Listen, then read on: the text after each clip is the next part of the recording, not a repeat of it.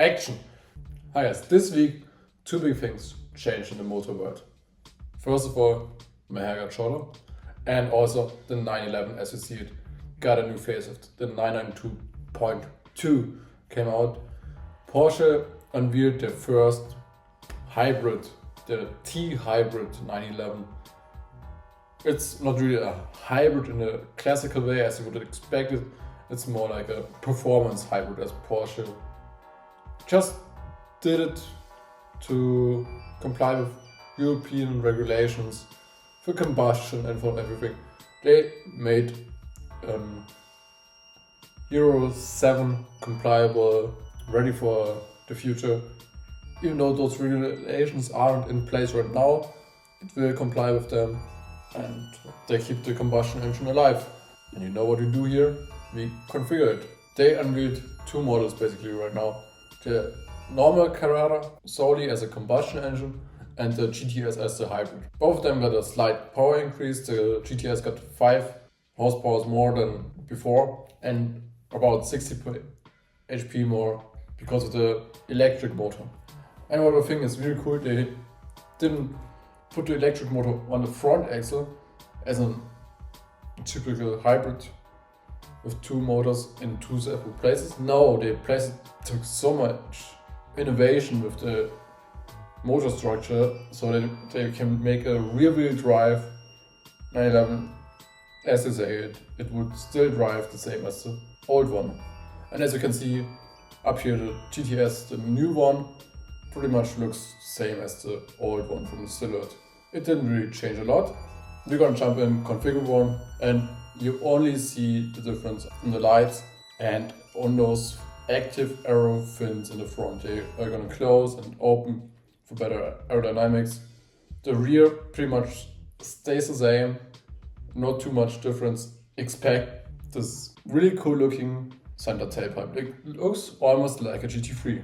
And as you know me, I really am not a big fan of the standard colors. I really like the guards red, really cool color, but I still am a paint to sample fan. I would always take something different if you have the money for it. I like cars that are in color and not the color everybody drives, so I would always take something different. And for this time, let's take Eberle green.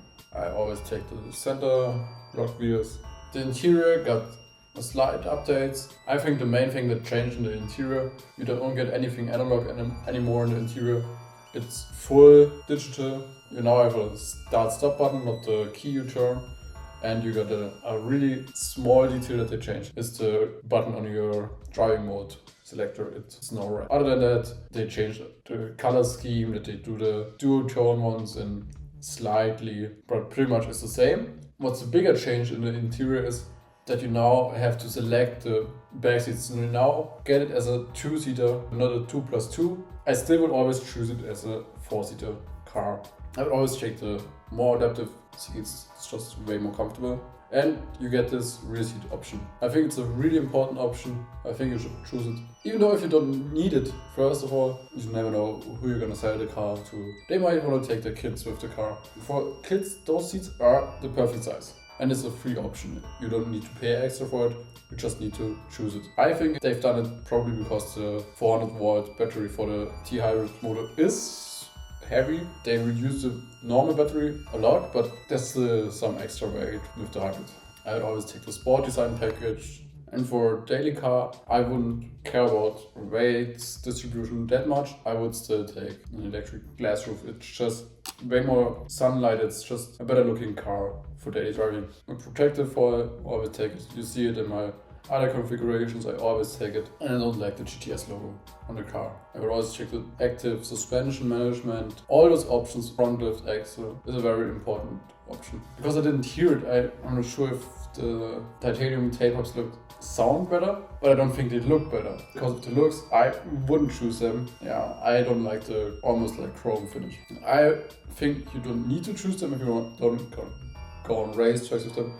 And for that, it's just an extremely costly option, the ceramic brakes. So I would choose for daily driver the normal steel brakes, but with black calipers. It makes the car look cleaner, I think. So the lights are changed. They have those round arches on the sides. That's the biggest thing I think you're gonna notice in your back mirror if a 911 approaches you, or from front. But I would choose the Matrix LED lights. They make driving with the headlights on way more comfortable. You don't need to put the lights on, off. They just focus on this car, put the lights out for this thing. Great option.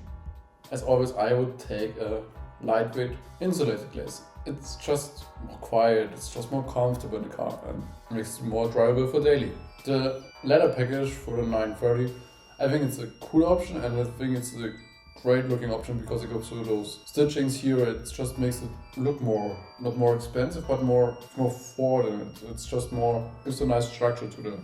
You also get the door trim package in leather and the dashboard package in leather included in the 930 package. Your outlets for your seatbelts are in racetracks, so you don't need to choose those options anymore. I always like the logo on the headrest. I'm not sure why they're not doing it anymore as a standard thing.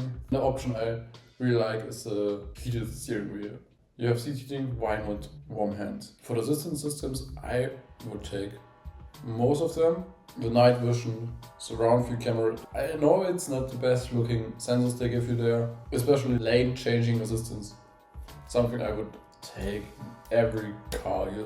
Porsche entry option, otherwise I wouldn't choose because it makes the car hackable.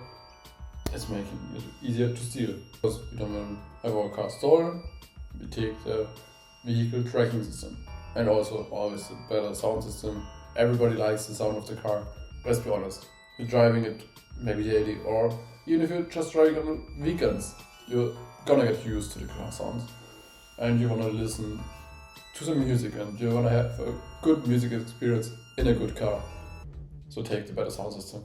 And to learn more about the car, I would always pick it up at the Porsche Center in Leipzig. You get an instruction there. It's really a really nice experience. With that, we're already finished. That's the quick configuration of the 911 as I would choose it, the 992.2. It really didn't change that much by the looks, but it changed a lot by the interior, by the options you can take.